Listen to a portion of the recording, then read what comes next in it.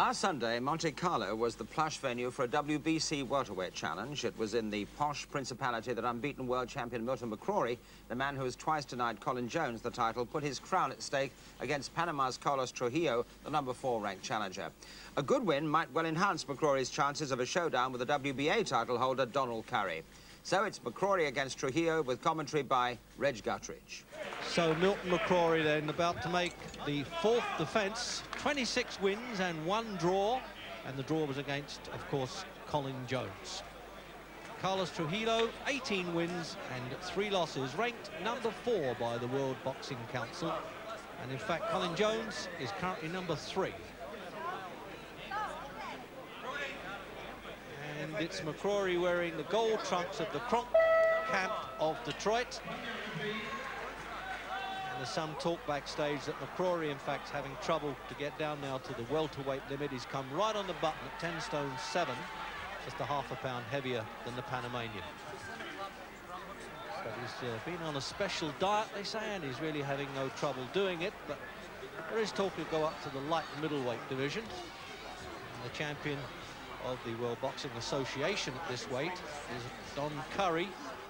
They might try and get those together then. McCrory and Curry for the unification of the World Championship, and about time. So he's picking his punches well at the start then, McCrory. Good height and reach advantage, the champion. Trujillo been beaten 3 times, so he can't be all that good. I think he might be a bit flattered by the #4 rating. The WBC tends to lean a bit for the South Americans in the annual ratings. So just a searching start then. Watch, keeps his hands high, the champion, and then he punches down with the right hand. Difficult to stop because of his height and the arc of the punch. But in fact, he had Colin Jones on the deck in the first round with a left-hand uppercut.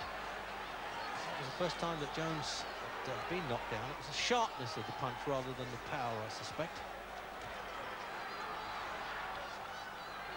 So we'll find out now whether Trujillo's game enough. They tried that right hand for size there. Good, calm, confident start by McCrory. He's only 23. Seems as though he's been around much longer.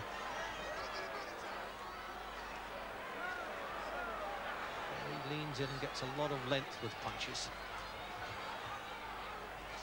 Oh, he missed that one, though. The left hand tries to set the Panamanian up a bit.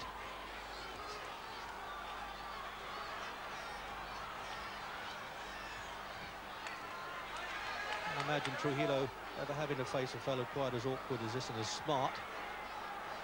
He'll go down in the record books as one of the great champions of our time, McCrory, but he'll make it very difficult for those who think they are great.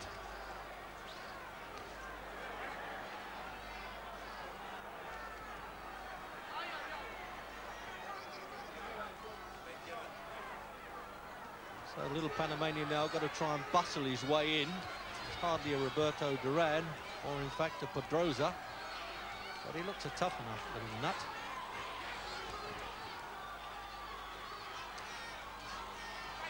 Good variety of shots now, McCrory. Watch for this. Body doubles them up well. Right hand, oh, right on the temple there. He's not bothering to take the count there, the Panamanian. That surprises me. He'll do well to go this round. It's coming up for the final seconds. And the bell or buzzer, in fact, goes, and Rudy Ortega, the referee, quite rightly counting to the mandatory 8 and giving him a hand back to the corner. Good timing there for Trujillo. If he's got to take a punch, it's best to do it at the end of the round. So a surprisingly good start then, isn't it, by McCrory in replay? Notice there, you can see the height, you see. Lets it go to the side of the head, and it's just as well that Trujillo was going away from that punch as he went down. So the ice packs are out then. I think he needs a few good ideas now of how not to get in the way of the punch. He's been known to switch stance in fights. And Rudy Ortega collecting the 3 judges' cards there and giving them to the adjudicator so they can't change their minds. Emmanuel Stewart in McCrory's corner, just getting over the shell shock of being in Tommy Hearn's corner against Hagler. So a very pretty bell indeed, a bit balletic for boxing, isn't it? For round 2.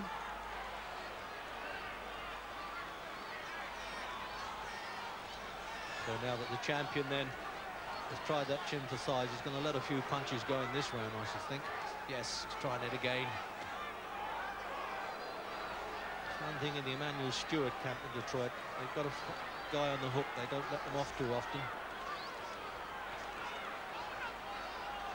Panamanian, though, trying to bundle back in again, hoping he can take a bit of the play away from McCrory. When you see this boxing ability, you realise how well Colin Jones did to get a 12 rounds draw and very disputed, and then a split decision where he lost the championship. It was actually for the vacant title, and McCrory won it. So we're hoping now for a third time up with Jones and McCrory if he gets by this one, and it certainly looks big odds. Now that was a stumble. No, I don't think the referee. No, Rudy Ortega's not taking up the count there. Quite right. He's a good referee. I call him the American Harry Gibbs.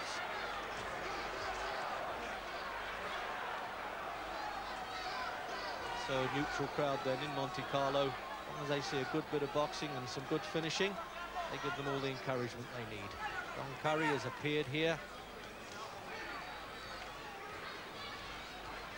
Well, he's not trying to set Trujillo up with the left-hand jab first. He's just letting all the punches go now. McCrory wasn't quite as active as this against Colin Jones in 24 rounds, but I don't blame him really, because he knew Jones could bang. Oh, that was dangerous there for the Panamanian, turning away to the referee. He's also turned stance there, gone southpaw.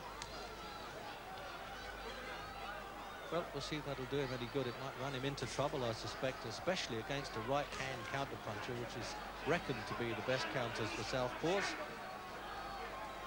Surprised that he's done that. But strangely enough, the American commentators here, which include the great Sugar Ray Leonard, seem to think that's probably the only hope he's got to try and confuse McCrory by switching style.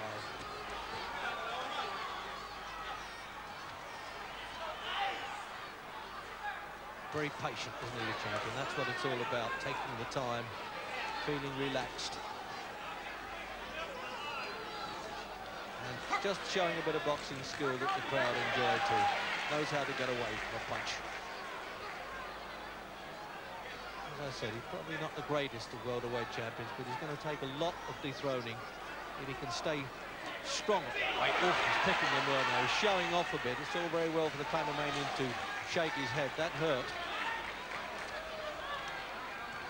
I don't often see McCrory dropping hands. I'll probably be rebuked if he gets back to the corner there. I don't think Stewart likes that. I haven't heard the bell. There's a couple of punches just exchanged at the end there. It's hardly a bell anyway. Sounds a bit more like the Avon lady. So Ortega there quite rightly reminding McCrory not to throw an after-time punch. They're not getting paid for that. And I think by the directions there of Stewart, he wants the left hand going. Ortega just checking on Trujillo. He knew he was a little bit stunned, and making sure he's okay.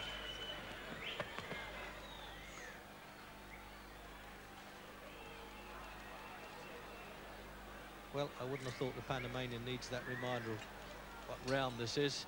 Probably lost all count now. He's taken a few punches. Just looks like he's got a bit of heart, but he's certainly never been in with the class of McCrory. Stopped 14 of 18 opponents. So the countdown then for round 3. And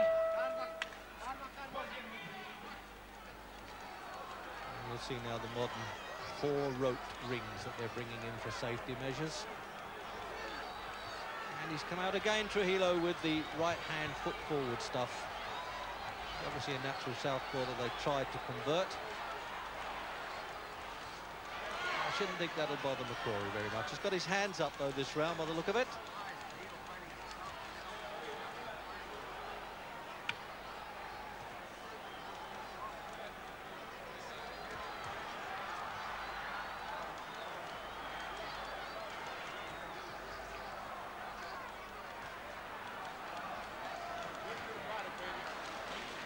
Instructions there from the corner, throw them to the body, because he just missed the head a couple of times with those wild punches. A little bit of defensive skill there by Trujillo nonetheless. He's a bit mobile, he needs to be.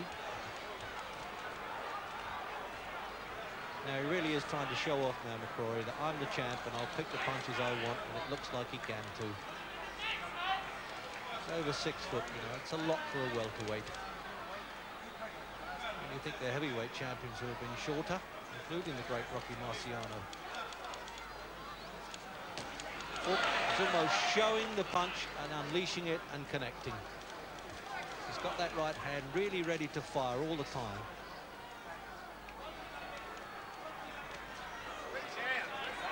Come on a bit, McCrory, since winning the championship.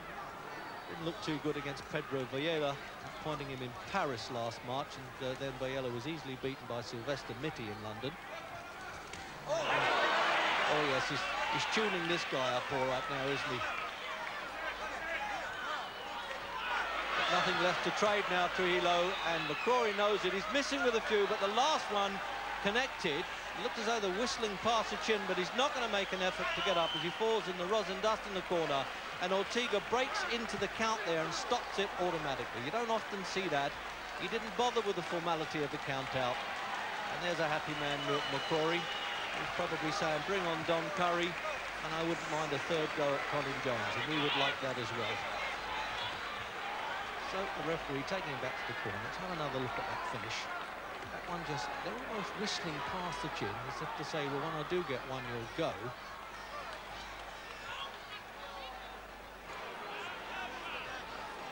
So then he moves in again now. They're missing a couple of them. He knows what's coming by the look of it. And then there's that punch there, a bit high, the left hook just around the ear, and that was the one, a downward arc.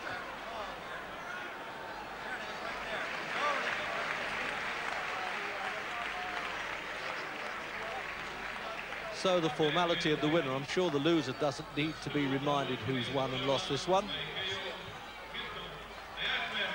So maybe we'll see this fella in Britain against Colin Jones. So a full successful title defence with Trujillo needing assistance to get back to his corner. There's no doubt that McCrory now wants to meet Donald Curry for the undisputed welterweight title. And, of course, as Reg said, Colin Jones wants yet another crack at McCrory. Whether that fight will be made remains to be seen. Last Saturday in Atlantic